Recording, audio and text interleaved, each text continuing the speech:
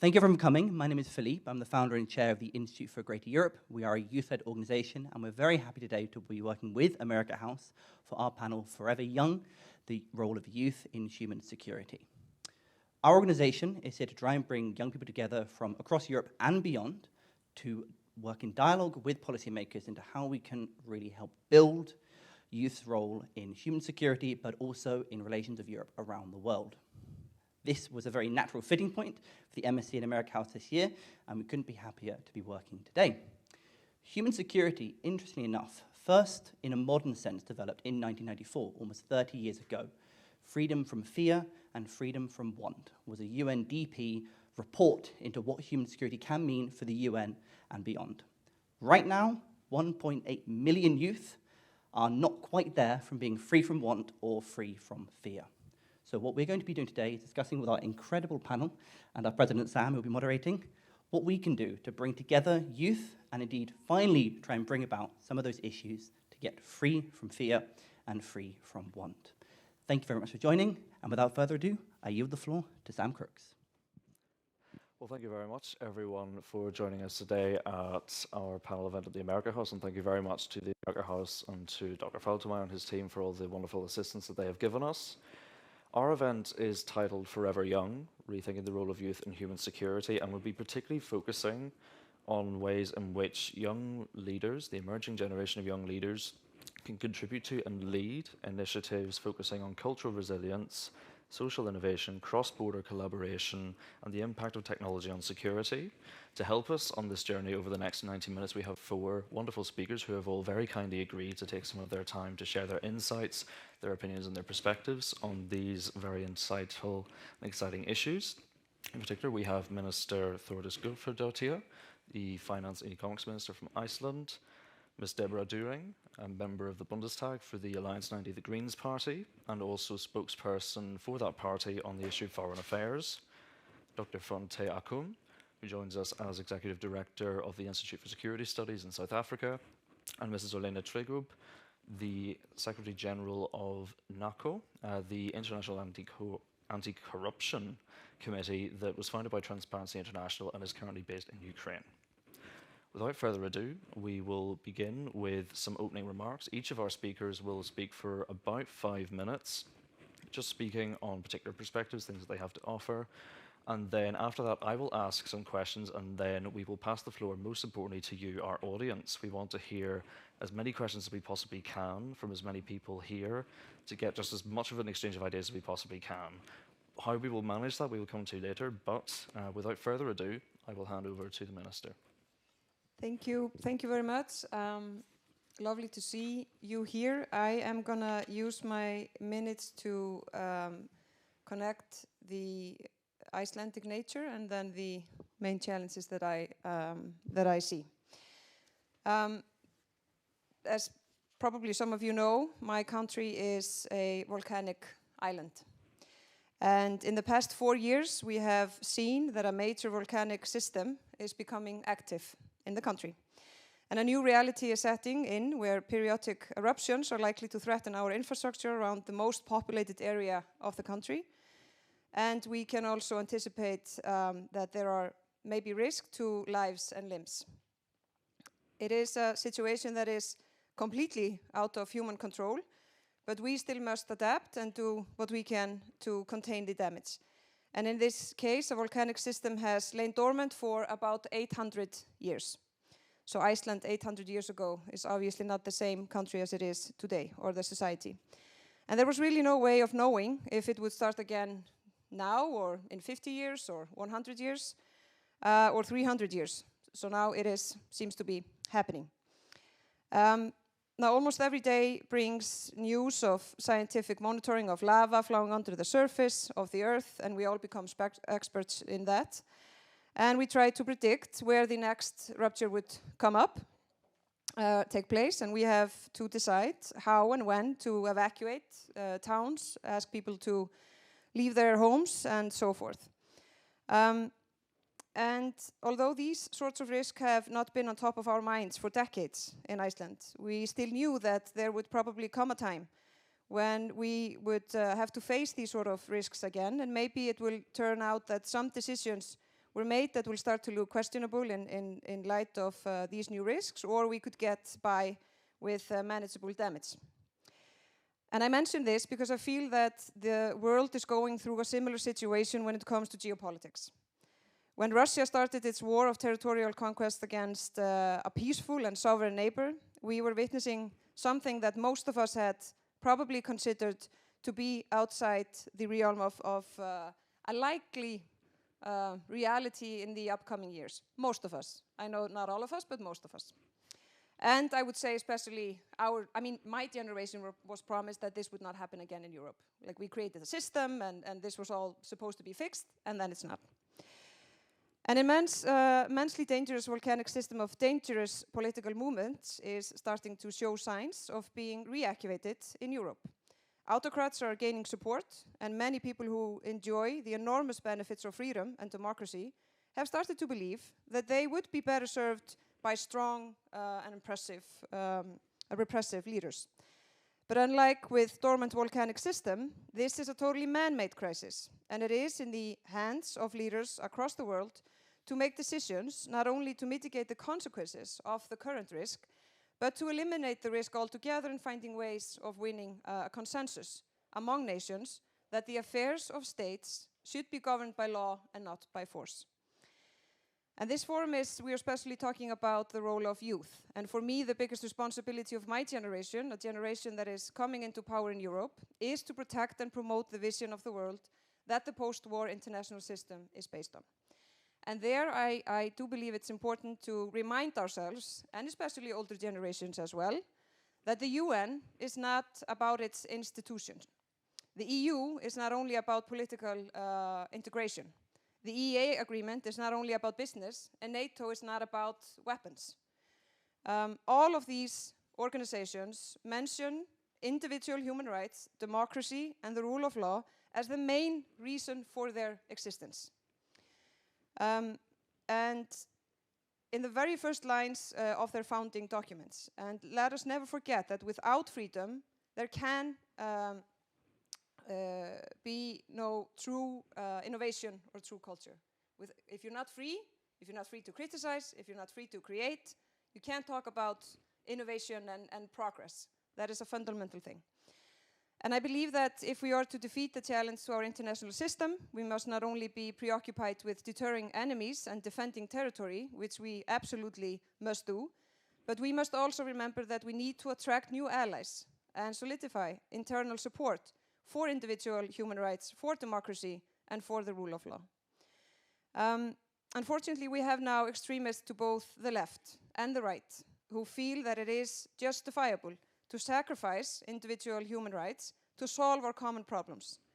And these are the underlying dangers to our security, just like the lava under Reykjanes Peninsula in Iceland is in my country.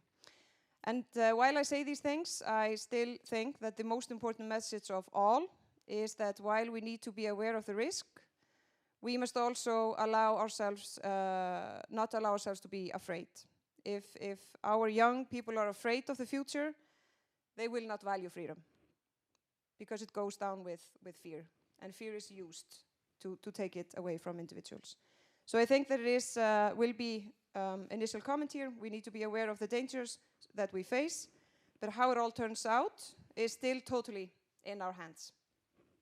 And I look forward to the interesting discussions, and thank you for listening.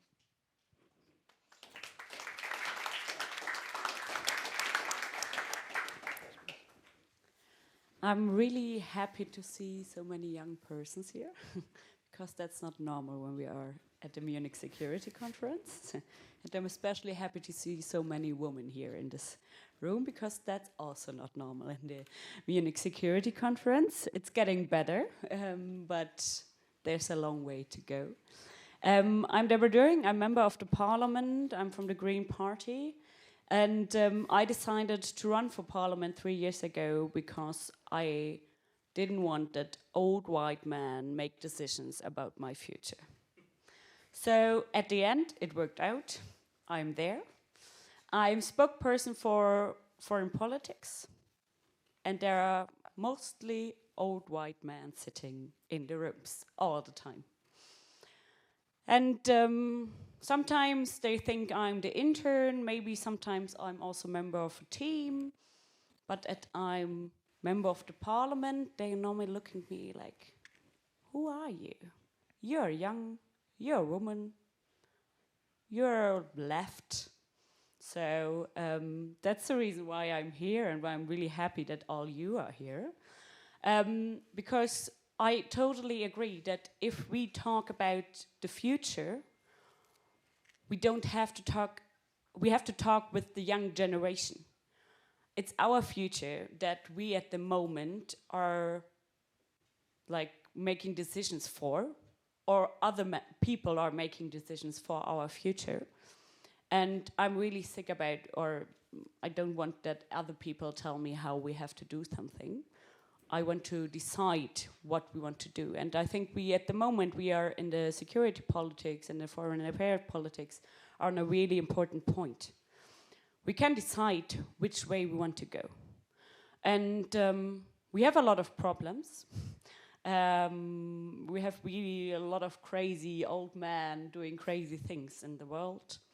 We have a lot of wars. We have a lot of conflicts. We have a lot of things we have to deal with. And I think if we want to deal with it, it's never a good idea to do things because we're doing them all the time the same way. I think we have to stop and think, okay, what can we do now maybe a little bit different? And I think for this, it's really important who is sitting on the table, who is making the decisions. And I mean, I'm white. In Germany, there are a lot of people who are not white, but they are not in the parliament. They are not sitting on the table.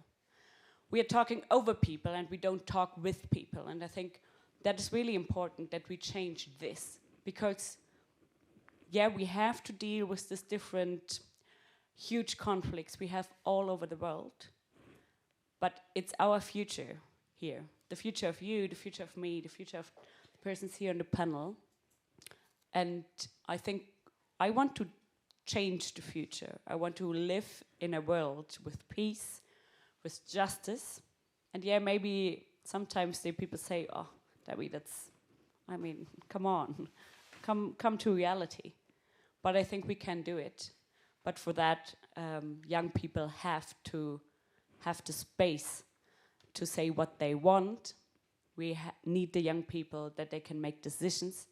And that's why I'm a parliament, and I hope we will have a great discussion about that and about how you want also to make more decisions with the political leaders. And I hope that maybe the Munich Security Conference in the future will only be more inclusive, with more female leaders, more persons from the global south, and also more young people on the panels.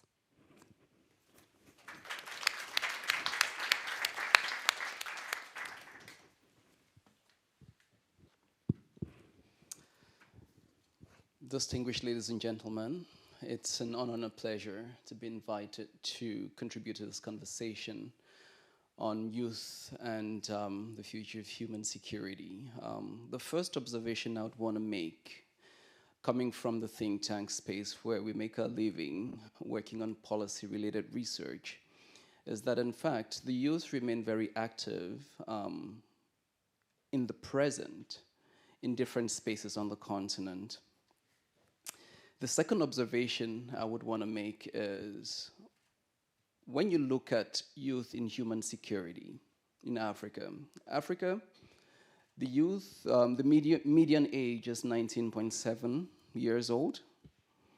70% of the continent's 1.4 billion inhabitants are under 30 years old. And that provides the continent with what we describe as a demographic edge globally. It's the world's youngest continent. What that means in real terms is that it provides tremendous opportunities and tremendous threats potentially as well. Let's speak to the opportunities first of all. Looking back the past 15 years, Africa has had to deal with the Ebola virus disease, and then fast forward, there was COVID in 2019. However, we all know that of all of the continents, Africa still was one of the least affected continents by COVID-19. Not necessarily because Africa had some kind of magic wand from the biological point of view. Africa prepared for COVID-19 in ways that others did not, learning lessons from the Ebola virus disease. And youth were, in fact, at the forefront of a lot of the responses, early responses.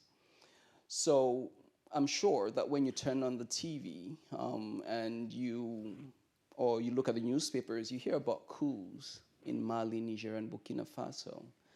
You hear about conflict on the continent. What we tried to do over the past decade was to understand why young people engage in violent extremist groups in Mali, in Niger, and in Burkina Faso by interviewing them. The first counterfactual is that they don't engage with violent extremist groups to actually get jobs.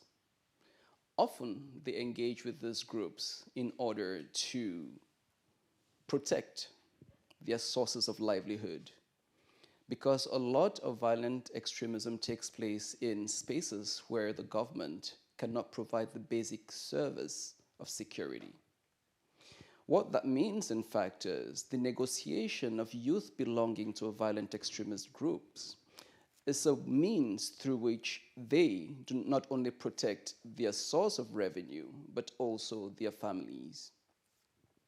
And that has implications, in fact, for how you then respond to this particular crisis, which is affecting the Sahel region.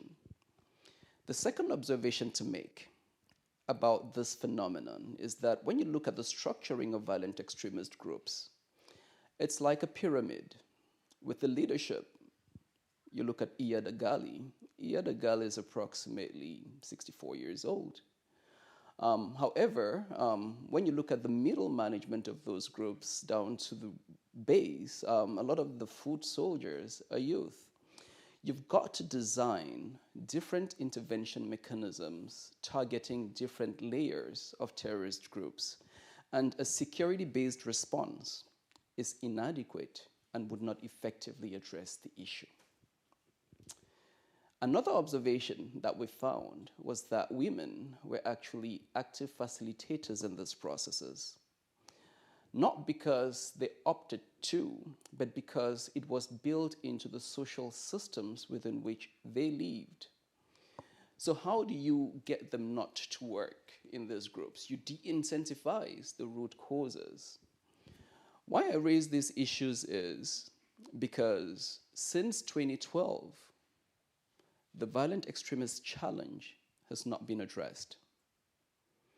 Recently, MINUSMA, Takuba were kicked out of Mali because the argument was they were ineffective in contributing to effectively addressing this issue despite the tremendous intelligence, ISR, soldier resources that they had.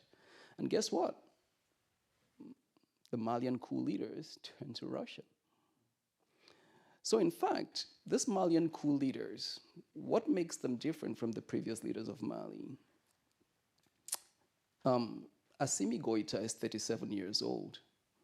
That feels like he's out of the youth category. But I'm from Cameroon. My president turned 91 2 days ago. So by African standards, that's young. In engaging with the coup leaders, many of them who are in the late 30s and early 40s, there is a generational gap between the mediation capacity in Africa and these individuals who have led coups.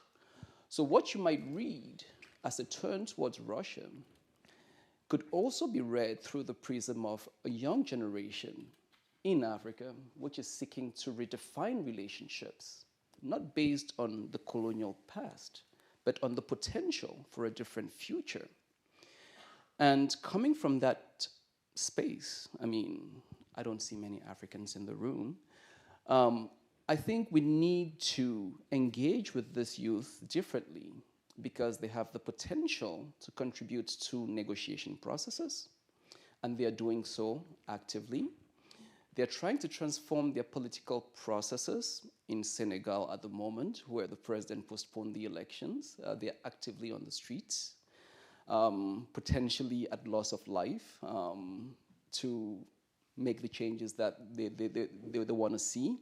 Men and women, they are equally engaged with artificial intelligence and with little ways of investing in the private sector. Now, I'm not saying that the youth in Africa are all good, yeah? All that I'm saying is there are tremendous opportunities embedded in 70% of 1.4 billion inhabitants, which Europe could definitely engage with and tap into, and that you definitely, as a constituency, would benefit from engaging with.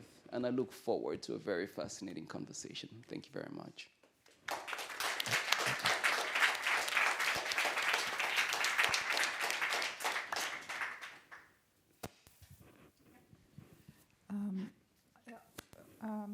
Hi, everyone. I'm really happy to be here and to see so many faces. And thank you for organizers for putting such a great panel from basically such different perspectives all over the globe.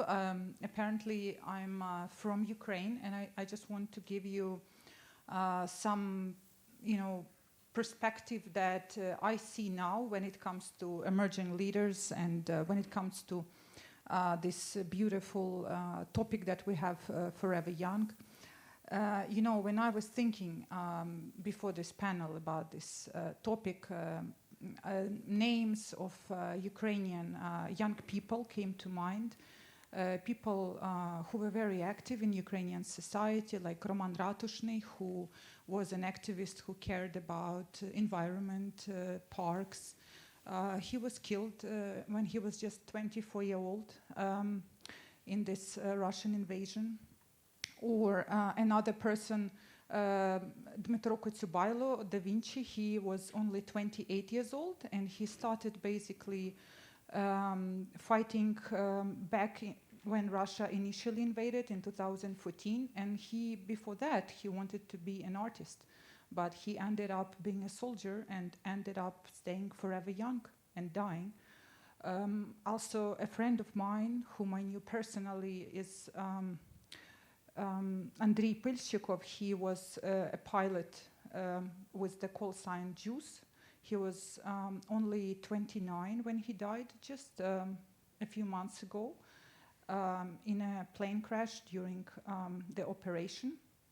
He also did not want to be a soldier. He didn't want to be at war, but he had to, because he had skills of being a pilot. And when the full-scale invasion started, he volunteered and he said, I will serve. And my point that I'm trying to make here is that all these young people had to participate in this horrible war and had to lose their life. Just because some other people before them made some wrong choices. They were not responsible for this war. And I see very much now parallel between what happened in Ukraine and Europe, about young people in Europe.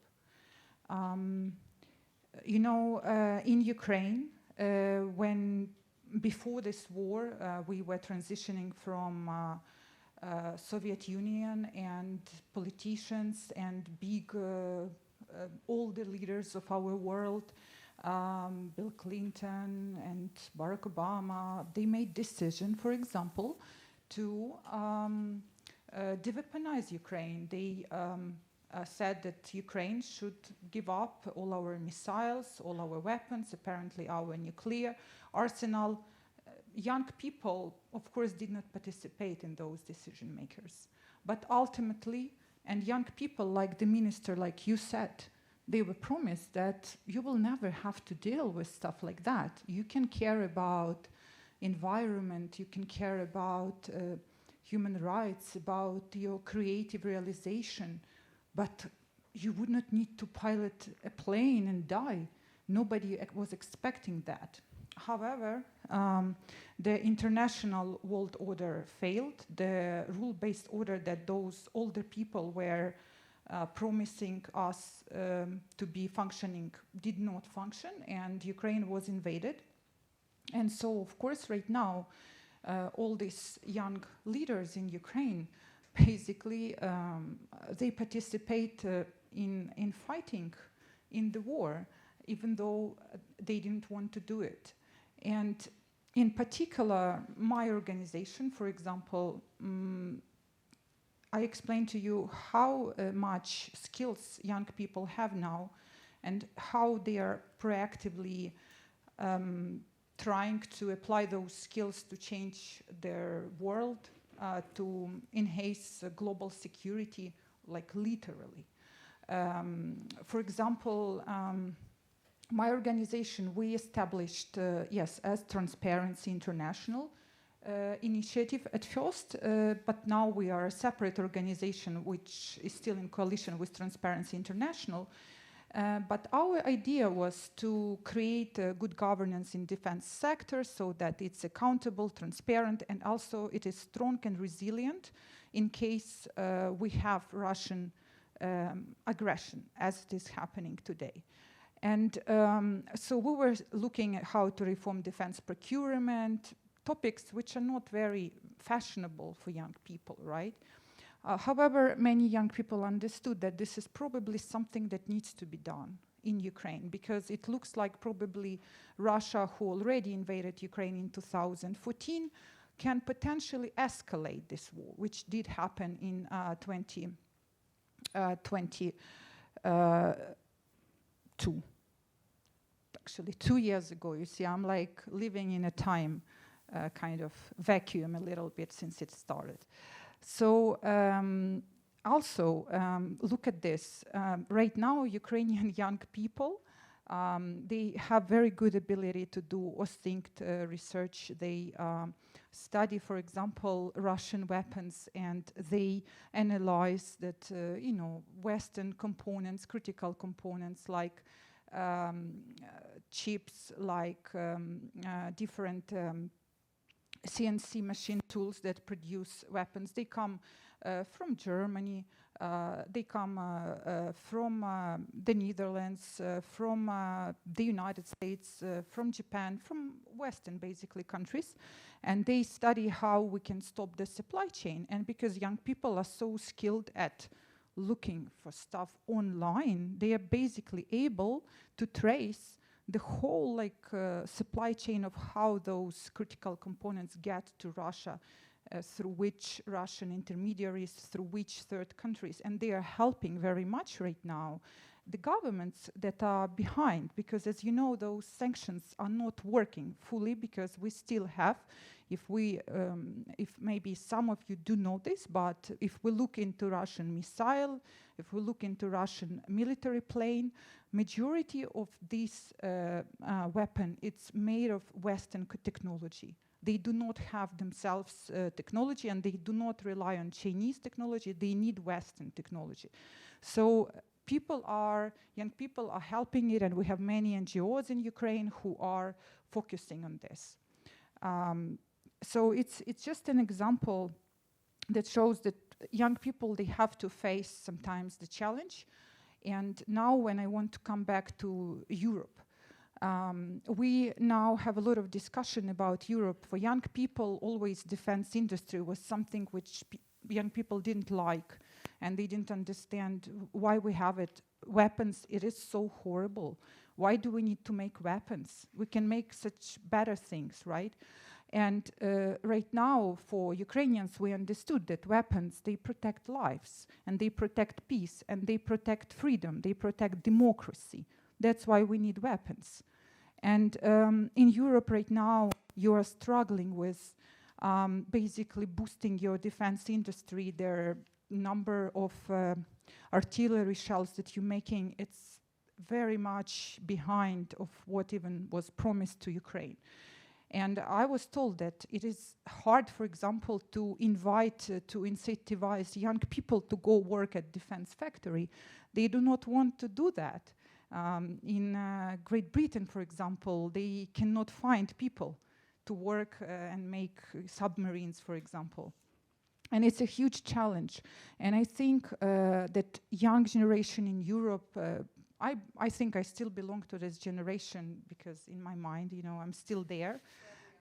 Forever young, yeah, thank you. I think we need to understand that these big topics that we thought would be taken care by older people, they were not taken care of by older people. And right now, Europe is in situation when Europe is exposed. Russian aggression is something which is not controlled, and we do not know whether Russia will continue her invasion in case it is successful of invading Ukraine. And if you watch Russian television, they tell about how they are going to invade Berlin, Lisbon, and all these cities. They want everything to be invaded. So young people now will have to step into this dangerous zone where we are. And I think using our skills of IT, artificial intelligence, of all this research, we can really help and create a safer world where we are protected and live in peace and not under the threats that you, Minister, very rightly mentioned, of all those authoritarian, aggressive states that are threatening our way of existence. Thank you.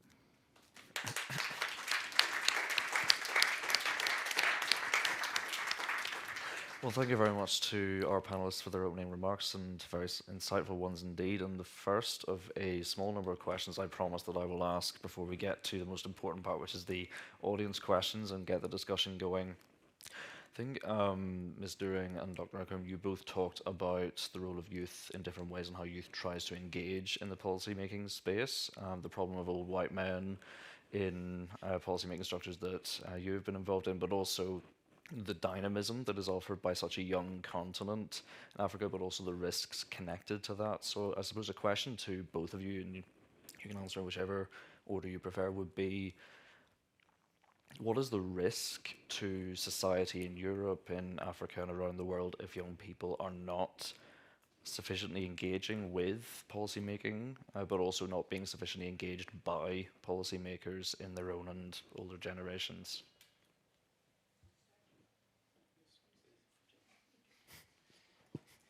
We're debating who goes first. So there are tremendous risks associated with the exclusion of youth in processes across the board. The first is the risk associated with dialogue processes within which youth voices are not adequately reflected.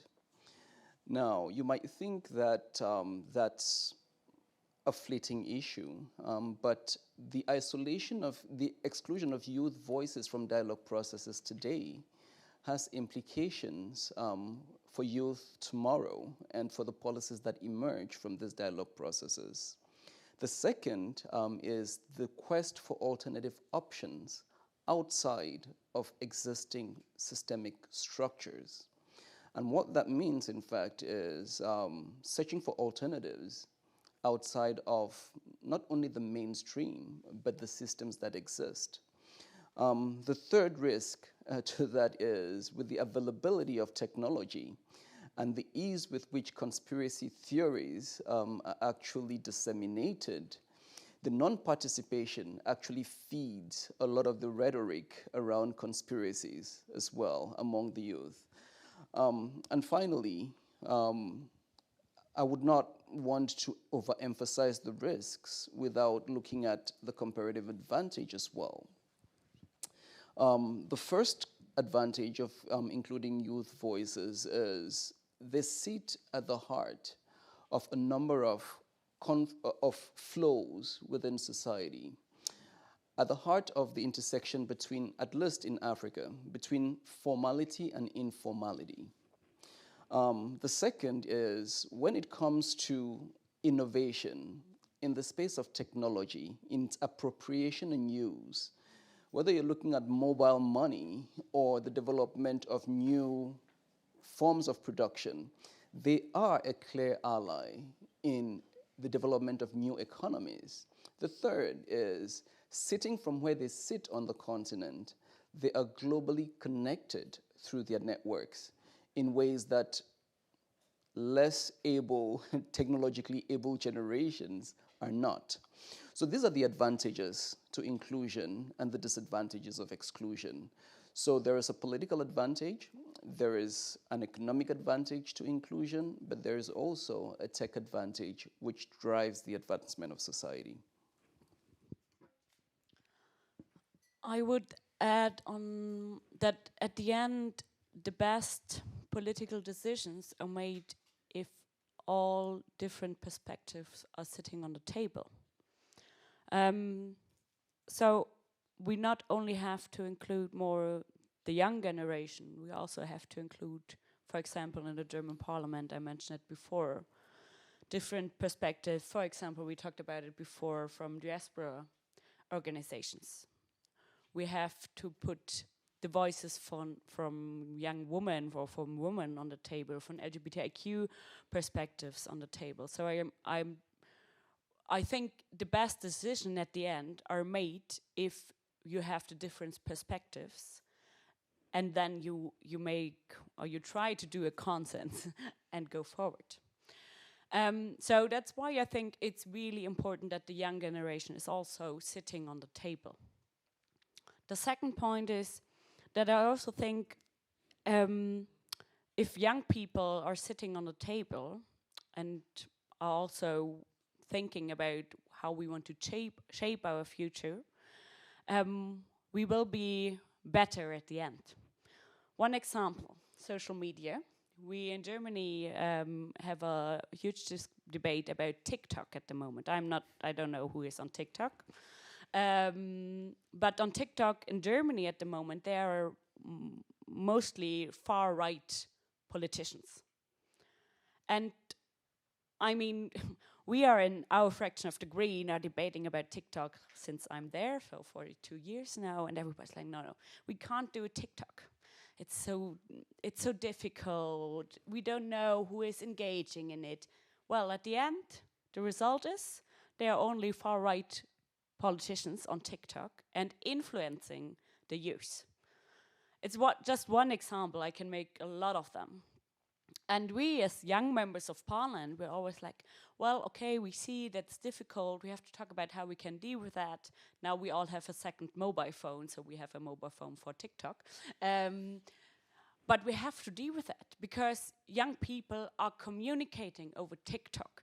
They are shaping their interests by TikTok. And so I think if we want to make decisions that are really inclusive, and if we want to have a debate that is really inclusive, we also have to talk about how we can also talk with young people, how we can interact with young people. And I mean, social media is one part of it. So I think at the end, I'm really sad about these debates with my older colleagues because and then, yes, we have to do more political education for this young generation. And I'm always like, well, yes, we have to talk about the education system. In Germany, I don't like it. But the young people, they are really smart. They know better than my parents how to use Facebook and WhatsApp. And I don't know how it's in your family, but my mom always sent me little videos. And I'm like, Mom, that's fake news. Well, how do you know that? I'm like, well, I learned in school. And I think the young generation know how to deal with fake informations, for example, in social media. They're really better than that than my parents are. So let's talk with the young people, listen to them, because at the end, they, not always, but normally know better, for example, about how to use social media. That's just one example. So I'm totally sure that if we want to come to a better future, we really have to talk more with young persons and to include them more in our decisions making. Well, thank you very much. And if we turn to you, Minister, in your remarks, you had mentioned about sort of tectonic shifts and the geological metaphor about geostrategy changing the world, and that the UN, the EU need to be more than just institutions and have a role. What ways can those organisations facilitate greater youth engagement in finding solutions to issues like disinformation, to fighting climate change on a global level and not just in specific regions of the world? Well, like I mentioned, UN is not about the institution itself, just as EU is not about political integration, or the EEA agreement, which Iceland is a part of because we're not a part of EU, but we're part of the EEA agreement, which is not only about business, and NATO is not about weapons.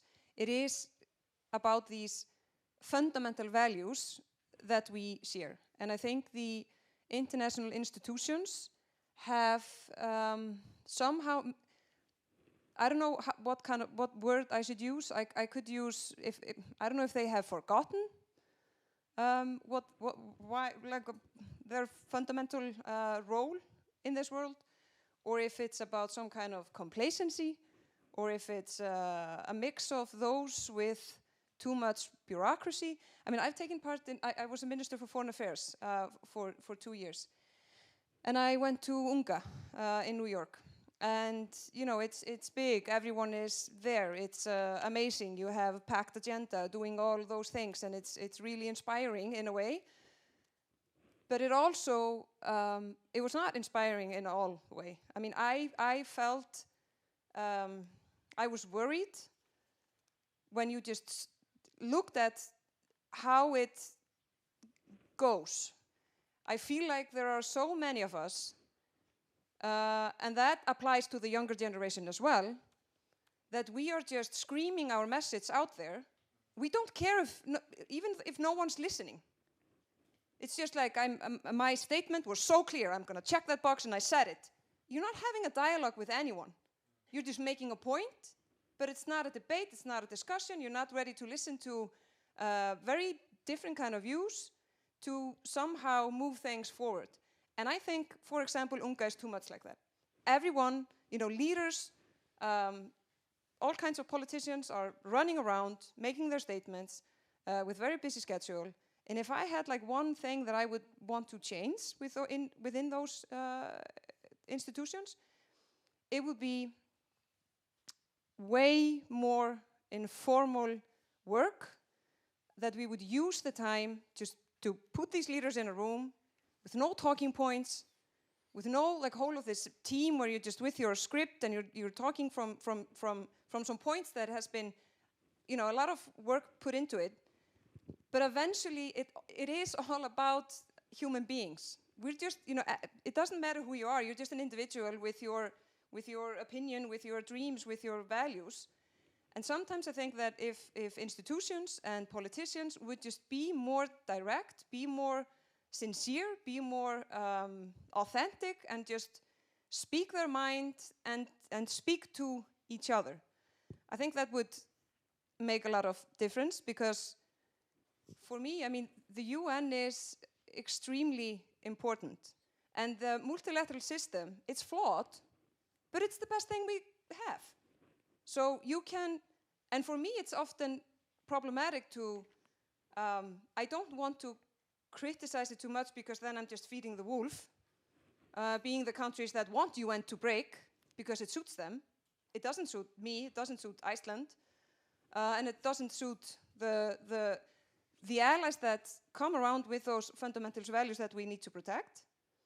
But you also have to be able to say things out loud when you see, I mean, I believe almost everyone sees certain flaws with those institutions and how they have developed. And if nobody's going to say it, then eventually you're gradually also feeding the wolf. So you have to ask yourself, how are these institutions supposed to develop? How are they really inclusive to all kinds of groups? And for me, very often we're still having these events where we, like in Iceland is the gender paradise. We always rank #1 when it comes to where's the best place in the world to be a woman. And it is true, but it's not because we're the best, it's just because no one's better than us. And not that long ago, it was still in Iceland where you could, okay, we have a woman, so we check that box. Now it's not the case, but I know it's the case still in way too many countries. But I feel that's sometimes the case with youth. It's like, oh, now we have an event with the youth, so we can check that. But you have to have a dialogue with the youth, and you have to have the younger generation having a seat at the table. Not at a side event where they speak to each other and then all the decision makers are on the other room. They need to be a part of the decision making. It needs to be a real mix, not in like silos. So the institutions are in too much silos. I think we as individuals in too much silos. And I think it's a problem how much we are willing to scream out something, not even asking for any reply.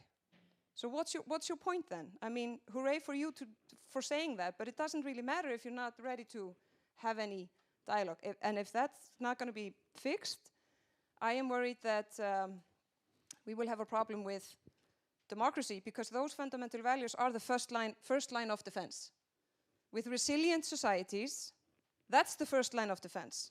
The second line of defense is then you have to rely on international laws and multilateralism, and if that breaks, well, then you have to use the NATO weapons or whatever you have. So we need to understand that this order and what's at stake. And I think all generations have become complacent with what is happening. And I just hope that it won't be too late, like it won't go into other areas. But unfortunately, I'm a very optimistic person, but in that respect, I'm not that optimistic. And you can see, I mean, it's been 2 years. We know what has to be done to support Ukraine. We're doing it too slow. And we have the debate whether, for example, in the US and in Europe, how long this can go on. But I think everyone really knows what will happen next if we do not do what has to be done with Ukraine's victory. Absolutely. And one final question, taking some of those sentiments on board for Ms. Strygrup, would be that you've mentioned in your remarks about young people in Ukraine who don't choose to be soldiers, they don't choose to be fighter pilots, but that ends up being their unfortunate fate, fighting for what they believe in.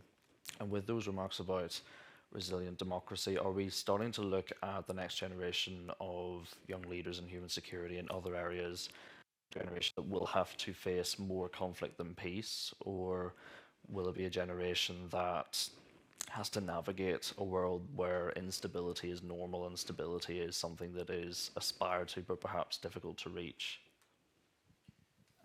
Well, it depends on really how the events will unfold with regards to the war and in general their global security. As you know, there are a lot of concerns about other potential big conflicts that can erupt as a result of the fact that other aggressive authoritarian states, they saw that basically our Western societies, they are soft, they are weak, they are not equipped, and maybe it's a good time in the world history now for dictatorships to be on the rise.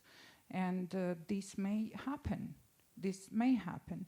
I hope it will not. And as when it comes to the leaders in Ukraine, it's amazing how society, when it saw this immediate threat, how their society has transformed, because people who had nothing to do with defense are now making drones and thinking how to make a drone with artificial intelligence, to make some breakthrough technology which will give advantage in the war with Russia, which is asymmetric war, and Russia has 5 times more people and several times more weapons than us. However, if there is a breakthrough technology, it can change their equation. And so many young people who have skills are thinking about it and working on it. This is great. However, yes, in Ukraine, it's amazing that all those efforts are sort of decentralized. It's like a network of people who are just proactive volunteers, and there are all these groups. Ukraine is a very vibrant democracy and a bit chaotic, I would say. So people would come to the center of power and they say, oh, we are a group of these young people. We have this great idea. And they say, okay, go do it. Oh, and we have this great idea. Okay, go do it. And we have multiple now. For example, when I go back to the drone industry, multiple manufacturers who try to do something, but it's not some big coordinated effort like it is, for example, in Russia, where Putin by force took young IT engineers, people, and said, you either go to frontline or you go sit and make the drone. And he took their factories where they were making bread, and he put all these people there by force, and they are making drones. And guess what? Who makes more drones, Russia or Ukraine? Russia. So it shows that what dictatorship is more effective. So young people, they are not as strong when they are like live in democracy and show their own initiative, but it's better when there is this leader. How old is Putin? 70 something, approaching 80. How this crazy man, he basically is a fascist at this point when he says, okay, I just tell what young people should do, and he's educating Russian children in school about how to become a soldier, how to kill Europeans, how to kill people who are LGBTQ. Like, they are doing this, they are brainwashing young generation. And this is really scary. And I hope that we here in our societies, in liberal societies, in democratic societies, we will be able to stop that. I just hope so, but I cannot answer your question.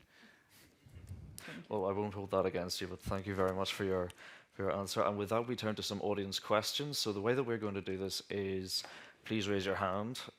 Thank you very much for that. So we will have a couple of questions. We will collect them. Please, when you're asking your question, stand up, introduce yourself, and address your question, if possible, to a specific speaker. We'll collect them, and we will hopefully get another round of questions after. So if we take... Maybe 3 questions? Yes, 3 questions. So if we take the lady at the back...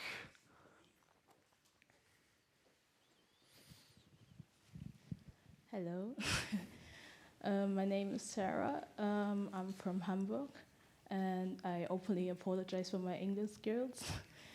I have a simple question because you guys talked about we need the table, the young youth need to be on the table, but where is the table? So I'll be asking myself, I work in hospital, in University Clinic of Hamburg, and I work 40 hours per week, and I would also include to have a better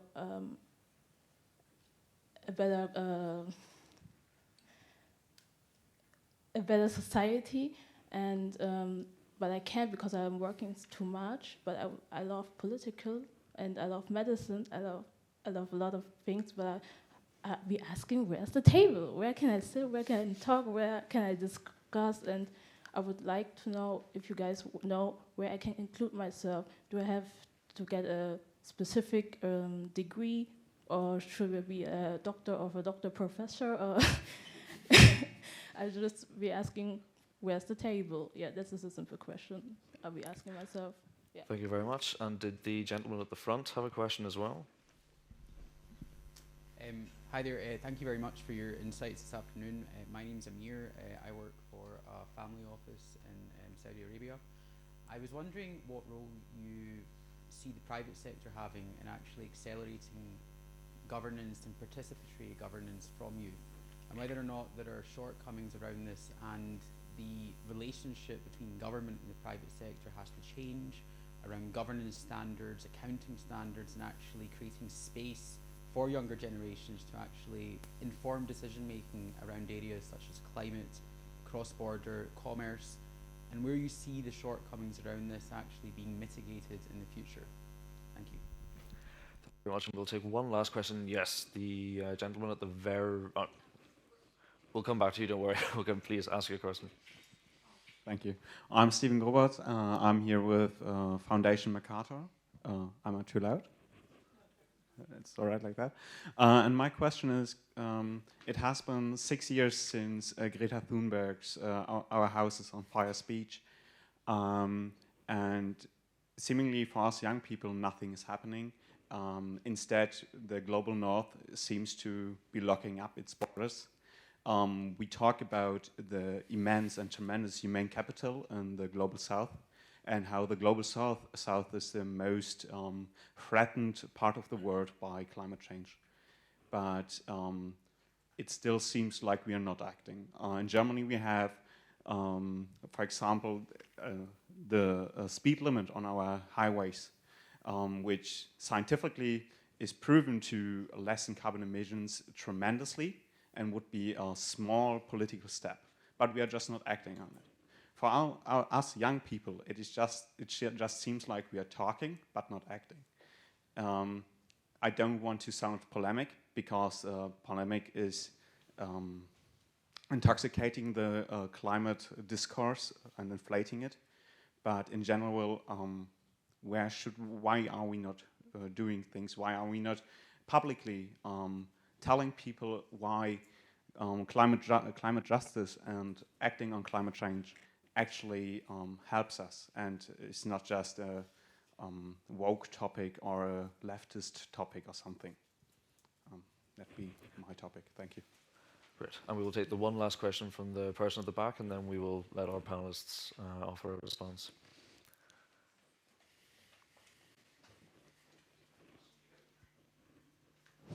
Thank you very much for this riveting dialogue. My name is Pietro. I'm currently studying here in Munich.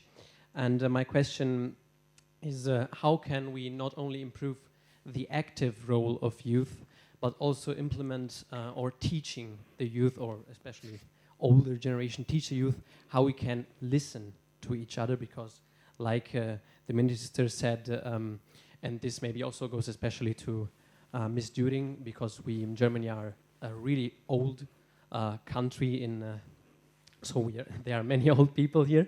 But how can we implement this passive role of listening to each other so that we don't have a clash of ideas or clash of generations or other different groups? How can we create panels and possibilities to learn to listen, really listen to each other? Thank you very much. Minister, would you like to start?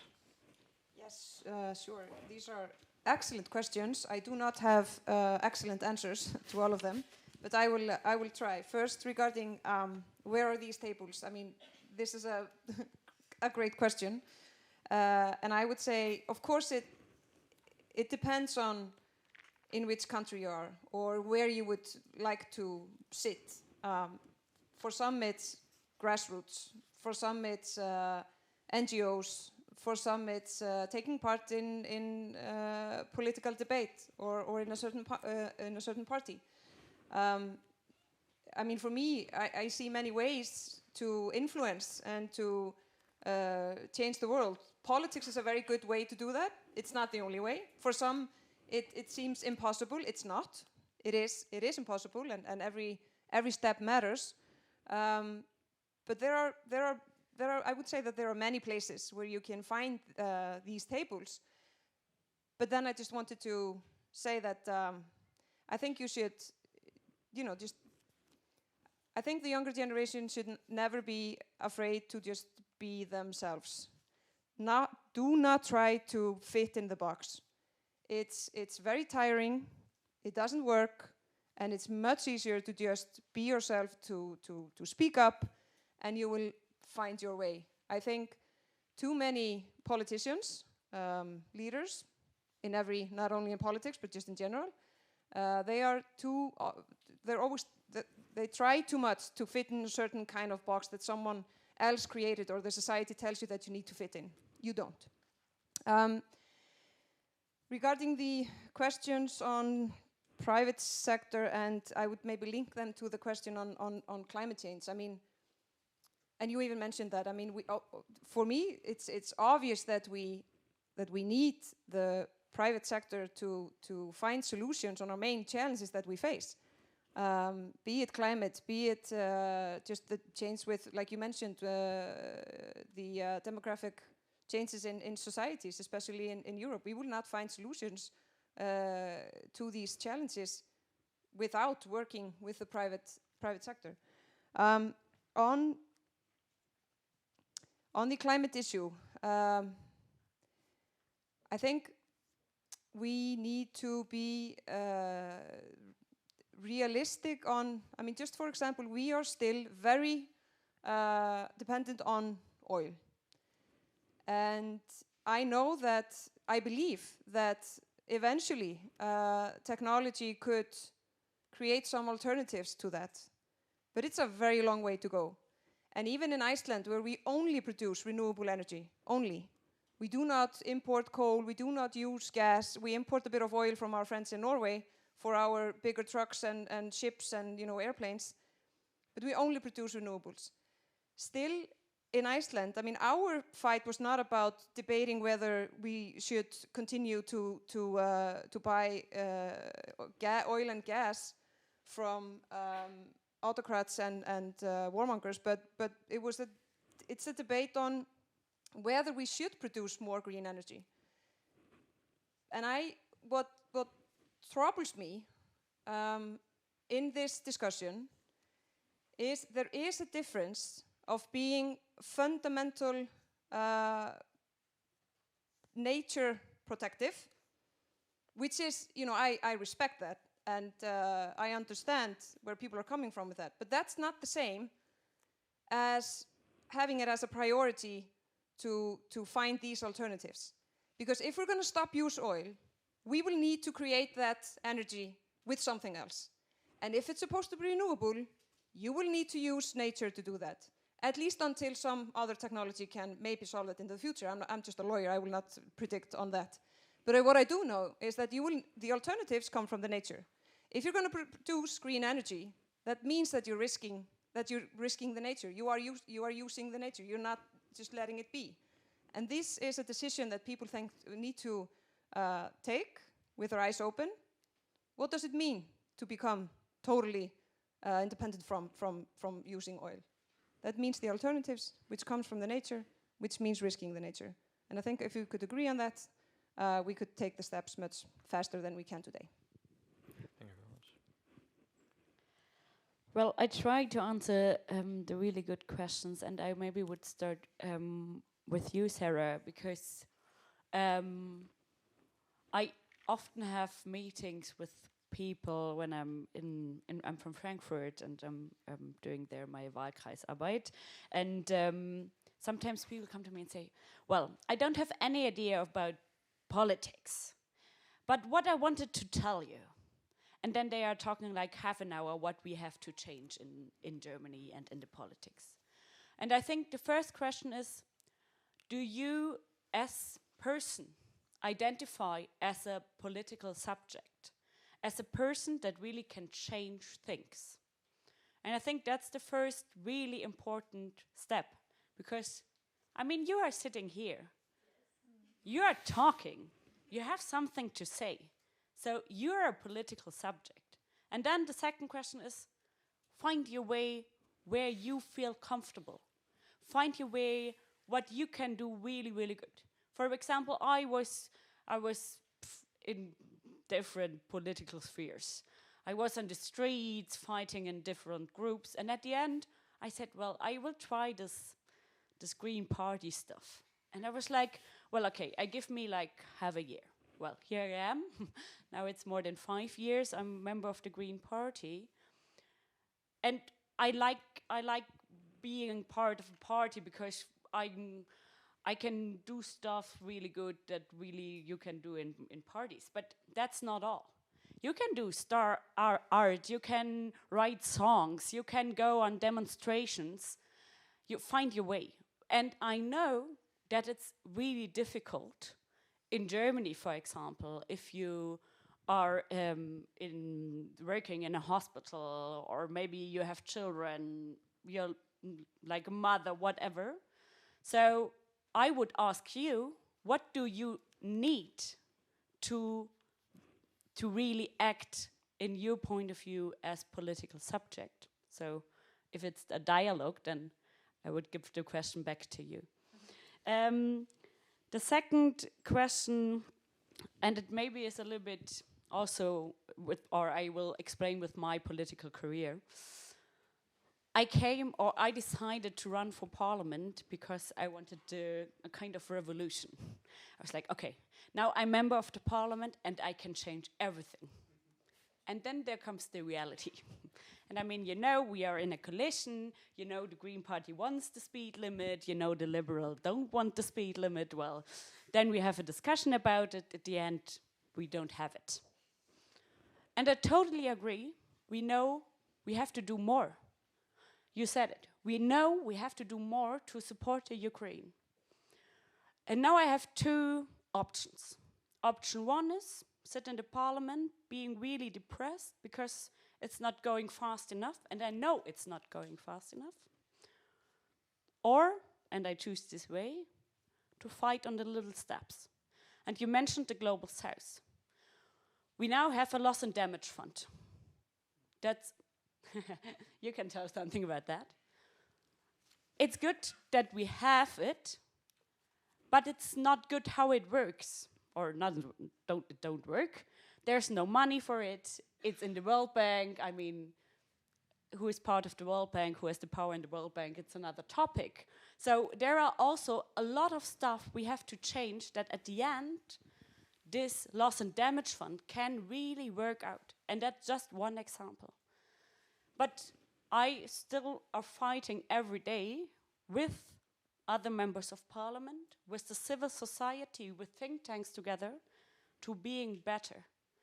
And I think, like for me personally, I know that we are too slow, but it's better to go and keep going in one direction than to stop. So that's how I can look in the mirror every morning, but you can answer if you see it different. And that's maybe for the last question. You also asked me how we can do it. And I totally agree, politicians are not so good in listening. Actually, nobody's really good in listening, sometimes I think, because we always have a message. And you ask where we can do it. Well, I can only answer for me, where I'm doing it. I'm doing it every day on the streets, in my meetings. For example, I mean, we're getting a lot of requests where we want to speak, with whom we want to meet. And I can decide every day with whom I want to speak. And I, for example, decide to speak with little organizations, with actors or think tanks like your think tank. I decide every day to whom I'm listening. And I don't have an idea how we can like do it in the German politics all over, but if you have an idea, give me an idea of it. I'm really open to it, to listen more to that. Brilliant questions. I think most of them have been answered. 4 things. The first is we as a common humanity face transcendental challenges. The global governance architecture at the moment is gridlocked and ineffective in addressing issues relating to climate or the regulation of AI. What role can you play as youth in actually addressing not just global governance reform, but also addressing the reform of the international financial system, which is broken. The second, I would say, is the minister effectively addressed the question of where the table is at and what the table is and what it looks like. Because it's important to actually look at what the table itself is, and there are so many spaces in which you can find those tables. The private sector is a function of the context within which it exists. The regulatory environment, the rules of engagement, the ease of access, possibility of opening a business, and so on and so forth, taxation system. Now, in Africa, we are not lost to the challenges of a private sector operating within a context with a lot of governance perversion, which implies that, in fact, there is corruption, which you deal with. And so, what role would the youth play in a context where the cost of opening business is extremely high, it's subject to political patronage, is completely perverted? The first is a necessity to change that system, which a lot of youth are engaged with in many spaces. The second is about bridging rural and urban ways of working. And if you look at Africa at the moment, urbanization has transformed political organization within cities. However, political organizations within the rural space remain fairly static. How that changes is really a function of youth and youth participation as well. The third is, connected to the bigger global governance question, is the issue of when there is gridlock in the global governance system, most of those who benefit are transnational organized criminal outfits, right? And so what role can the youth play in effectively addressing these issues as well? There are tremendous roles that the youth can play. So yes, we are all anchored within our local communities, but we are all global actors at this point in time. And there's the necessity for youth to think beyond just the space in which they are right here, to form global coalitions that actually drive the kind of political change to create societies that you want. I actually, all questions pretty much are answered. I agree, and I agree with the previous speakers on practically all of the points they made. One point which I want to make, where maybe I disagree a bit with you, Minister, about how the youth are heard or not heard. In my opinion, right now in 2024, where we are, young people are heard much more than in previous generations. Remember, before Winston Churchill, Stalin, did you see anybody young around giving them some advice at the Yalta conference? No way. But right now, we have much more inclusive decision making. It's not, of course, what we want to see. I agree with you, but at the same time, young people now have agency, they have voice, because we live in a digital world, and young people are much more advanced in those digital skills. If you are good at giving public speeches like Greta Thunberg, you can make these speeches on the internet and become famous. If you are good at making TikTok videos, YouTube videos about some issues that concern you, you can do it, and this can attract attention of mainstream politicians. So indeed, now even all these big conferences, like to answer your question, the table, is it the table at the UN Security Council? Is it the table at the G7 meeting? Is it their main Munich Security Conference stage? Is it Davos Economic Forum? To be at those tables, you need to be at the highest level of your government and achieve the highest level of political power in your society. And of course, you cannot be there just because usually people in their 20s and 30s do not reach that level. Naturally, this is the way it happens. However, what I notice, all these places, they now try so hard to kind of integrate young people, even though you said that, I think it's just to put this tick that we integrated, but you know why they are doing it? They are doing it because they feel pressure. And because they already see that young people now, they are much more visible and much more heard than in previous generations. And I think this is positive, and I agree with all your recommendations that basically you need to find where your talent is, where you are strong at, and then you do it, and this is how you will have a difference and make your influence in society. And eventually, of course, if you want to become a politician and reach the highest level of power in society, in our societies, it is possible. In Ukraine, we have such young government. People are in there. When I was 30 years old, my government told me to oversee $12 billion. I couldn't believe it. I said, are you sure I can do it? And they said, sure, we don't have enough people, so young people are welcome to do it, you know. But it's a bit harder in all the democracies like Germany, but it is still possible. So I think our main task is to keep the democracy, to keep the social mobility, to keep freedom of speech, and this is how we will ensure that young people will be heard. Thank you. I just wanted to make one point, because I actually completely agree with what you said. And it's obvious that the opportunities for young individuals to influence and to have a real responsibility is so much more now than it was. And I agree with you with the fact that it is a pressure, and it means that you have those youth glasses on. There are many glasses that you have to have on, but one of them is the youth glasses.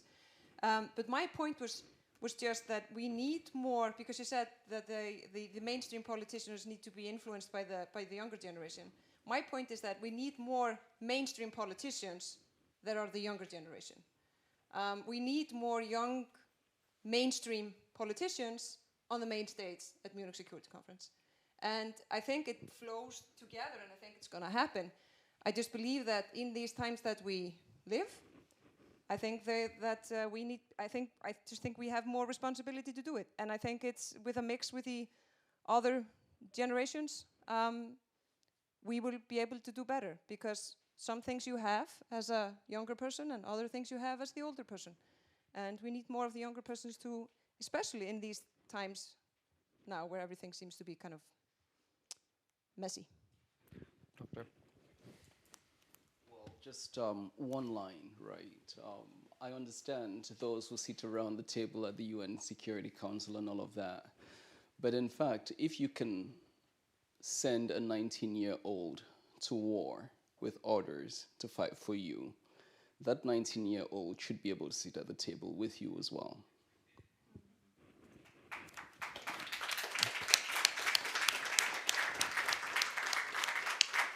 I think we have just less than 10 minutes left, so I'm going to take 2 questions. So the lady there will take one question, and the gentleman over there will take 2 questions, and then, yes, we shall be wrapping up. Thank you very much for your time and your input. I try to make it as short as possible. I'm Jolene, and I'm a political management student, and I'm also here with the Mercator Foundation. I wanted to add on the last part, and also a bit on the table question.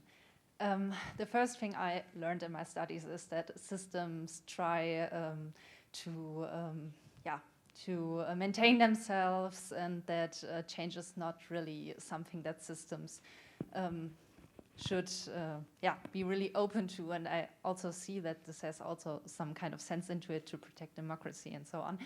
But in this kind of system, in this kind of political system that we're talking about how we can include more young people and underprivileged people and different kind of groups and diversity.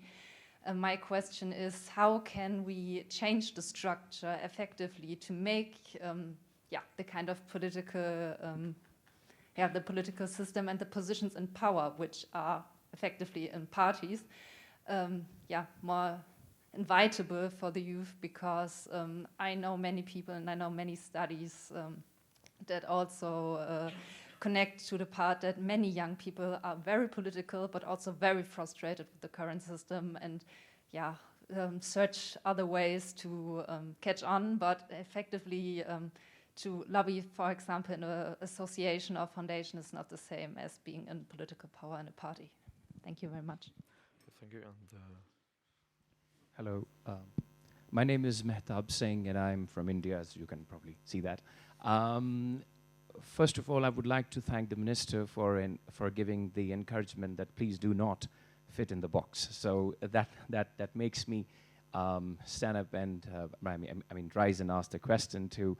So we were hearing a lot about so we are trying to include the people who are not in the scene, for example, youth and all those different sections of society. But one thing, when we mentioned that the white old man has seemingly done some damage to the world, doesn't that say that? So we are trying to exclude that section of the society, and so because there are so many white old men in the world, and I'm not trying to be the voice of a white old man, because neither I'm white nor I'm an old man. So this is one thing that I would like to have some, because when we say this, it makes us think that, okay, that man has done the damage and he should not be included in the decision making anymore. And when we were talking about, the transformation from the oil energy to the renewable energy, I think I would like to have your say upon the nuclear energy as well, because that has been quite a revolution in the past. But I heard that in Germany they closed the plant for some political reasons, probably. So what is the way that we can move forward for the nuclear energy? Because it solves everything. Of course, the oil companies are lobbying it, so their oil should be more on sale. But so these 2 points I would like to have clarification about. Thank you. Okay, I'm going to ask our panelists if they can keep their responses informative but brief to these questions. I will answer very shortly, because I somehow felt that the questions were more directed to her. And I don't even know how to answer the nuclear question, because it's so far away from our reality. I mean, we have never ever in history used it, and we never will. So I can't fake the fact that I totally understand the extremely complicated political debate around it, knowing the fact that how easy it would be if we used it to have enough, but the world isn't that, black and white. So I'm not gonna. The first time today, I'm gonna say no comment on what other countries should do on nuclear. But it's a good question. Well, maybe I start with the last one. We had a huge debate about that. We still have it. My personal opinion is that I don't always want to talk about a kind of intermediate project if you're talking about how we can get our energy. I want to fight for a German industry with renewable energy. And I think we have to overcome all the steps we want, because I don't think that nuclear energy is the solution. There are a lot of danger with nuclear energy. So that's the short answer. But there are also parties in the coalition that have other point of view on that. So if you want, we can discuss this later on. Shortly, I'm not a fan of nuclear energy. And I think if we are talking about future, we also have to talk about what risk does different ideas or different, in this case, nuclear energy has for the future. And I think the risk is really high. And to exclude the white man idea, I will think about that. And now the Bild Zeitung will title it. It's a really conservative press here. No, to be serious, I want that at the end, and I mentioned it, that we at the end we are making decisions where all different perspectives are part of. And we have we can debate about nuclear energy, for example, and what different perspective we have on it. But at the end, we have to find a compromise. That's the sense of democracies. I love democracies. And sometimes it's really hard. I mean, everybody who's from Germany knows about our fights in the coalitions. We are doing it all day long. But at the end, we have a decision with the different perspective in it. And that's the goal where I want to come. And if I'm looking at the decisions that were made in the past, they were not included, the different perspectives.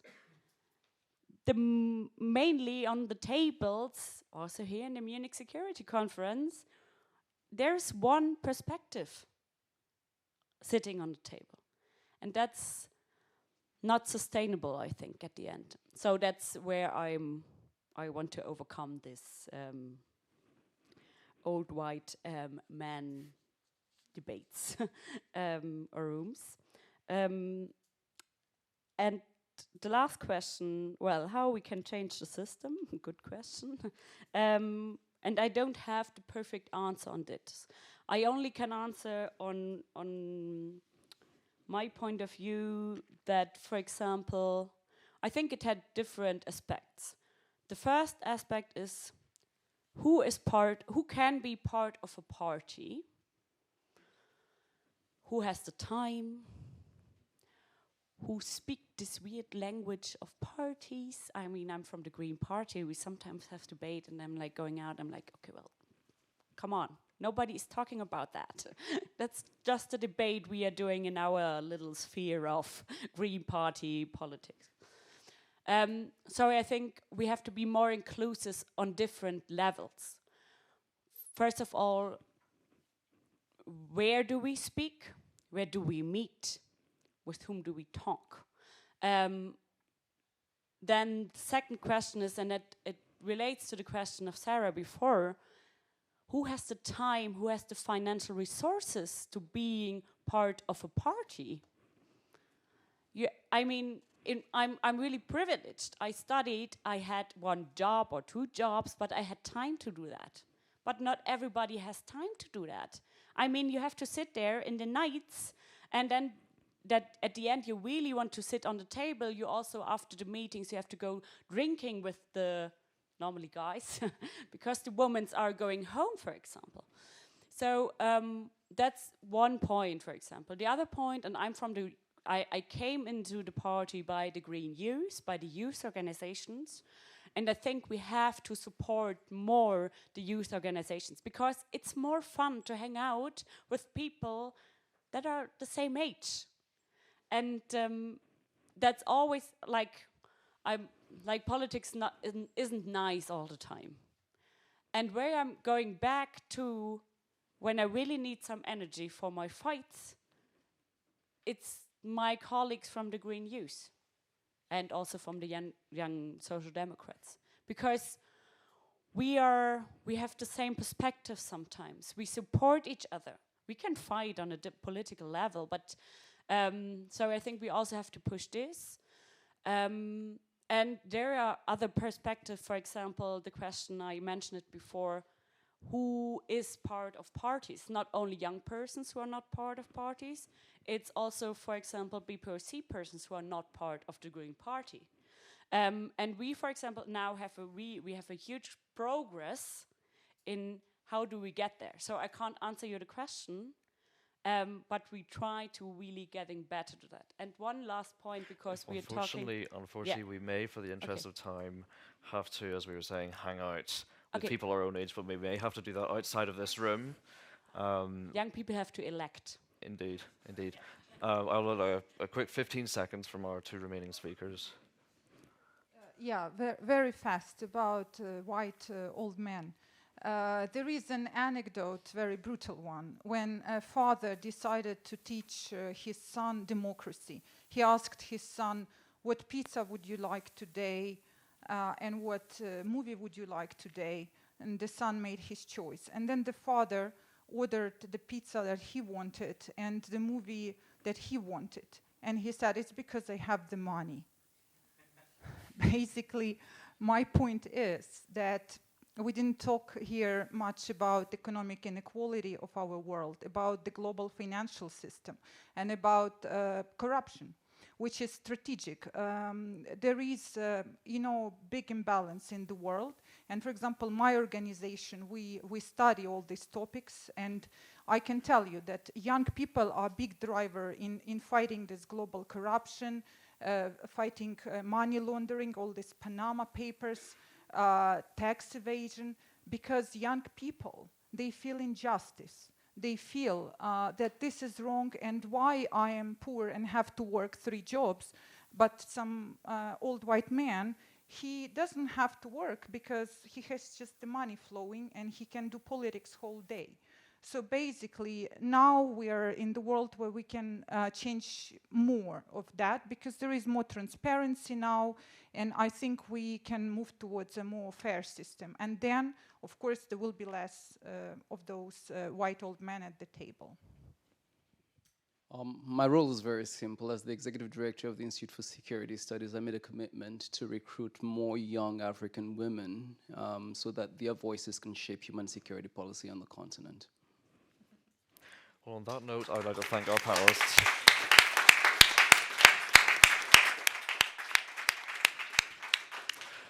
Yep, well, thank you very much to the 4 of you for your very insightful your perspectives on everything that we've gone through. And thank you to everyone as well, especially for coming, first of all, but also for the wonderful questions that have spiked a really fantastic discussion. So thank you very much to everyone, and we wish you a very good evening and enjoy the rest of the conference here in Munich.